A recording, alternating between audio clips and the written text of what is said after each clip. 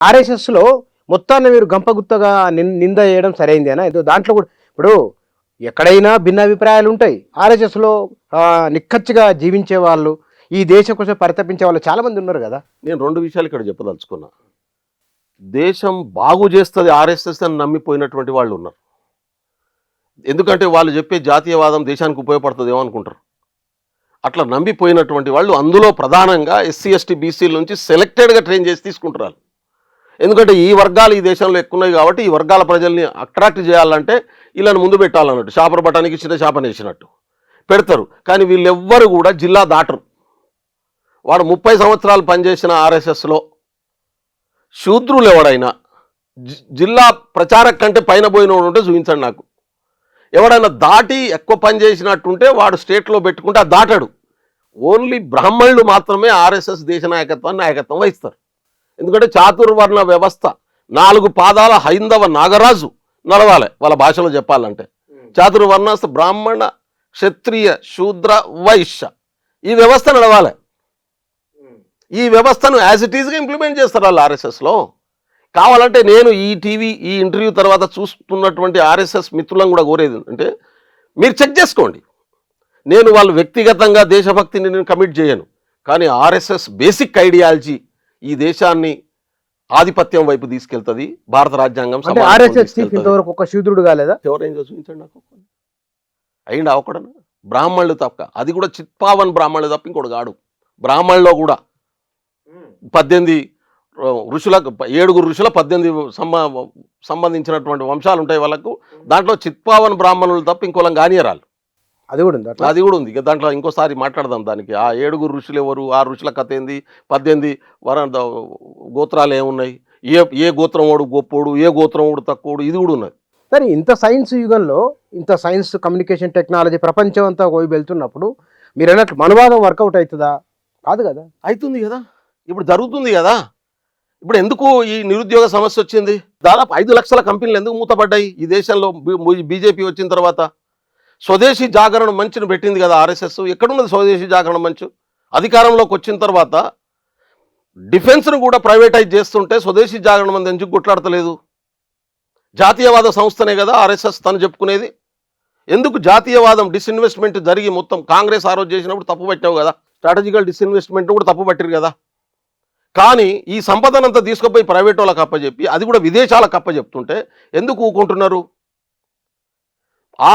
ఆర్ఎస్ఎస్లో పనిచేస్తున్నటువంటి జాతీయవాదులు ఈ దేశాన్ని మోడీ విధ్వంసం చేస్తుంటే ఎందుకు ఒప్పుకుంటున్నారు? అమిత్ షా విధ్వంసం చేస్తుంటే ఎందుకు ఒప్పుకుంటున్నారు? పిట్టల్ని కాల్చినట్టు చర్రాలతో కొడుతూ ఉంటే ఎందుకు మాట్లాడట్లేదు? ఎక్కడ పోయింది నీ జాతీయవాదం? చైనా ఆక్రమణ చేస్తుందో ఎందుకు ఊకుంటున్నారు? కానీ ఈ జంజీ మూమెంట్ తర్వాత ఆర్ఎస్ఎస్ చీఫ్ చాలా తీవ్రంగా స్పందించారు కదా. మన పిల్లలు వాళ్ళు నిరసన జరిపే హక్కు వాళ్ళకు ఉందని కూడా అన్నారు. అమిత్ షా రిజైన్ చేయించమని చెప్పు. నేను నిజంగా ఆయన మాటల పట్ల చిత్తశుద్ధి ఉంటే ఆర్ఎస్ఎస్ చరిత్ర అంతా అబద్ధం చెప్పడం, మోసం చెప్పడం, తన లక్ష్యాన్ని నెరవేర్చుకోవడం. గాంధీని చంపిన రోజు చంపినటువంటి గాడ్సే ఆర్ఎస్ఎస్లో ఉన్నవాడు మావాడు కాదని చెప్పుకున్నారు. వాళ్ళు మావాడు కాదని చెప్పుకున్నారు. పైగా ఆయన కేసును వాదించినటువంటి వాళ్ళంతా ఆర్ఎస్ఎస్ వాళ్ళే, ఆయన పక్కన కూర్చున్నదంతా ఆర్ఎస్ఎస్ వాళ్ళే. ఆ తర్వాత అంతకుముందు ఎంతమంది అయితే దేశం కోసం పనిచేస్తున్నటువంటి భగత్ సింగ్తో సహా ఈ దేశం కోసం పనిచేస్తున్నటువంటి విప్లవ వీరులందరినీ పట్టించినటువంటి వాళ్ళు ఎవరు? బ్రిటిష్ వాళ్ళ కోసం పనిచేసిన వాళ్ళు ఎవరు? జిన్నా కొడుకు కంపెనీలతో ఇచ్చిన పైసలు తీసుకొని ఇక్కడ పార్టీని నడిపించిన వాళ్ళు ఎవరు? ఆర్ఎస్ఎస్కు ఫండ్ ఇచ్చిన సంస్థ ఏది? హిందూ మహాసభకు ఫండ్ ఇచ్చిన సంస్థ ఏది? బీజేపీకి ఫండ్ ఇస్తున్నటువంటి సంస్థలు ఎవరు? మహమ్మద్ అలీ జిన్నా కొడుకు ఇచ్చినటువంటి కంపెనీలతో పైసలు తీసుకోలేదు. ఆధారాలు ఉన్నాయి మీ దగ్గర? బొచ్చడు ఆధారాలు ఉన్నాయి. నువ్వు కొట్టునెట్లు నీకు వస్తాయి కావాల్సినంత. 1952లో జరిగినటువంటి మొదటి ఎన్నికల్లో అటు అమెరికన్ గవర్నమెంట్కు ఇటు బ్రిటన్ గవర్నమెంట్కు స్వతంత్రం వచ్చింది. మొదటిసారి ఎన్నికలు జరుగుతున్నాయి. మీరు మాకు సపోర్ట్ చేయండి అని ఉత్తరాలు రాసినట్టున్నాయి పరిస్థితి. ఇంత దుర్మార్గులు వీళ్ళు. అందుకనే ఈ దేశద్రోహుల సంస్థ ఆర్ఎస్ఎస్ అనేది రిజిస్టర్డ్ కానీ దేశద్రోహుల సంస్థ. ఈ సంస్థ రిజిస్టర్ ఎందుకు చేసుకోవచ్చు? భారత రాజ్యాంగాన్ని గుర్తిస్తే గౌరవిస్తే. ఇవాళ కర్ణాటకలో ఒక మంత్రి డిఫెన్స్ మినిస్టర్ హోంమంత్రి అడుగుతూ ఉన్నారు, మీ రిజిస్ట్రేషన్ ఏది అని అడుగుతూ ఉన్నాడు. ఇవ్వండి రిజిస్ట్రేషను. మనం చిన్న సంస్థ పెట్టుకొని అందరు రిజిస్ట్రేషన్ చేసుకుంటున్నాం కదా. ఎందుకు చేసుకోవాలి మరి? అదే అంటే నేను ఈ దేశ రాజ్యాంగాన్ని గౌరవించరు. భారత రాజ్యాంగం అంటే వాళ్ళకు కరెక్ట్ కాదు. మనువు రాసిన మనుధర్మ శాస్త్రమే ఈ దేశ ప్రజల రాజ్యాంగం ఉండాలని వాళ్ళు కోరుకుంటున్నారు. ప్రజలు అంగీకరించారు కదా, వాళ్ళు బలవంతంగా రుద్దాలనుకున్న వర్కౌట్ కాదు కదా. వాళ్ళు రుద్దుతున్నారు ఇప్పుడు ప్రజలు. అందుకనే ఇప్పుడు ఈ రాజ్యాంగానికి పునాది ఏంది? ఓటు. ఈ ఓటును తీసేసే పనిలో ఉన్నారు, ఓటును బలహీనపరిచే పనిలో ఉన్నారు.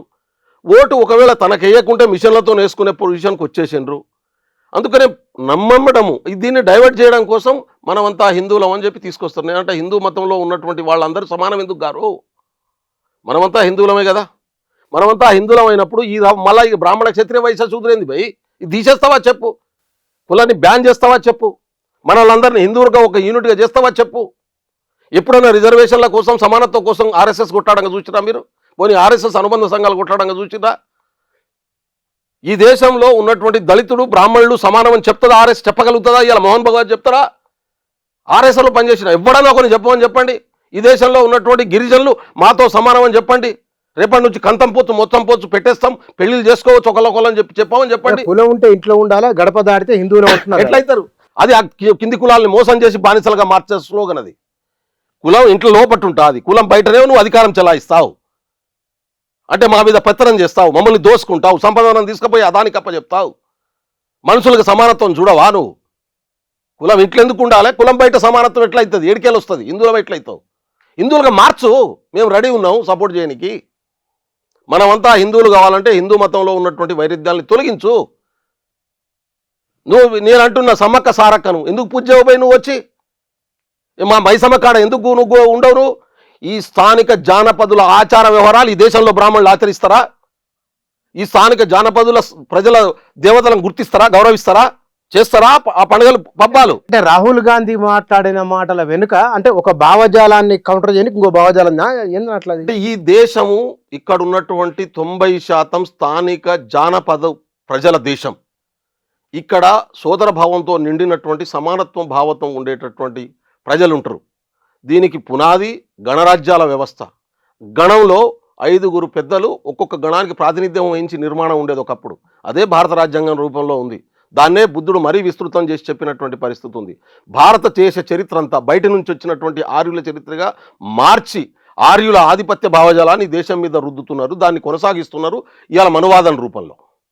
దీని నుంచి ఈ దేశ ప్రజలకు అర్థమైపోతుంది, ఒక స్టేజ్ దాటినాక అర్థమైపోయి తిరుగుబాటు వస్తుంది. అందుకనే జెన్జీ డిఎన్ఏలోనే ఈ దేశంలో ఉన్నటువంటి సమానత్వ లక్షణాలు, రాజ్యాంగ పునాదులు ఉన్నాయి, రాజ్యాంగ భావజాలపు పునాదులు ఉన్నాయి. అందుకనే అది రియాక్ట్ అయింది. అలా డిఎన్ఏలోనే ఉండదు అంటున్నా నేను. 99% ప్రజల డిఎన్ఏలో ఉంది అది. వాళ్ళు ఇవాళ బయటకు వచ్చి మాట్లాడుతున్నటువంటి స్థితి ఉంది. నువ్వు ఎంత మభ్య పెట్టాలనుకున్నా, ఎంత నెగిటివ్ ఎక్కించాలనుకున్నా, అలా ఆ అమ్మాయి మీద నిన్న దాడి చేస్తే ఆర్ఎస్ఎస్లపై ఇంకు చల్లిండ్రు. ఆమె ఎంత గొప్పగా రియాక్ట్ అయింది.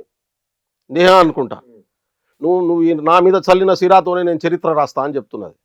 నువ్వు నా మీద చల్లిన దాంతోనే ఈ ప్రజల భావజాలాన్ని రాస్తా అంటున్నది. అది కదా ఒక డెమోక్రటిక్ స్పిరిట్. ఆ పిల్లగానికి ఎంత ఇబ్బంది పెట్టాలని ప్రయత్నం చేస్తూ ఉన్నారు. మొత్తం కేసుల మీద కేసులు పెట్టి ఎవరిని? అభిజిత్ దీప్కేని ఎక్కడ అంటే ఈ తరం నువ్వు భయపడితే భయపడతలేరు, నువ్వు బెదిరించి టెర్రరైజ్ చేస్తే భయపడతలేరు. ఖచ్చితంగా రాజ్యాంగాన్ని సమానత్వాన్ని కాపాడుకుంటామని రాజ్యాంగం చేతిలో పట్టుకొని పోతున్నారు. రాజ్యాంగ స్ఫూర్తి ఆర్ఎస్ఎస్ ఇంప్లిమెంట్ చేయాలి కదా. ఈ దేశాన్ని కాపాడుకునే సంస్థ అయితే భారత రాజ్యాంగం ఆర్ఎస్ఎస్ రాజ్యాంగం ఒక్కటేనా? భారత జాతీయ జెండా ఆర్ఎస్ఎస్ జెండా ఒక్కటే అని చెప్పి భారత జాతీయ జెండానే ఆర్ఎస్ జెండా కంటే పెద్దదని చెప్పి నమ్ముతున్నదా? నమ్ముతుందని ఆచరణలో చూపిస్తుందా? దాన్ని ప్రాక్టీస్ చేస్తుందా? చెప్పమని చెప్పండి. ఈ దేశానికి నడిపిస్తున్నది మనకు జనగణమన ఉన్నది, మన జాతీయ గీతం ఉన్నది. ఆ జాతీయ గీతమే సర్వం అని చెప్తుందా? ఈ దేశంలో అన్ని కులాలు అన్ని మతాలు సమానం అని చెప్పి రాజ్యాంగం చెప్తుంది ఆర్టికల్ 21లో.